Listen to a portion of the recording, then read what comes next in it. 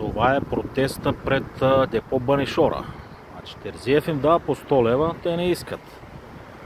И сега да питам, всичко това колективно ли е или индивидуално? Защото след малко ще ви покажа къде мина почти всеки един от тези протестиращи. Ще върнем към тази спирка.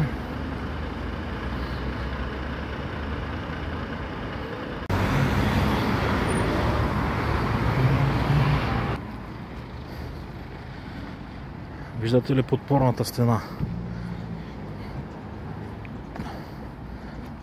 Тук разлика е около 5 мм поддаване.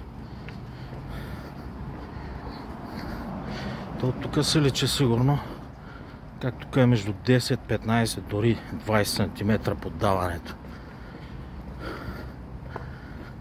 Виждате ли хубаво? Затова няма протести.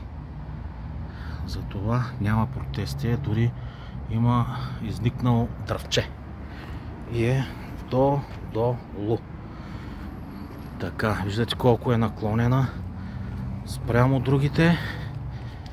И сега ще ви покажа и от другата страна колко е наклонена. Също толкова. Като 5, долу 12. Виждате състоянието нататъка. Она също е излязла.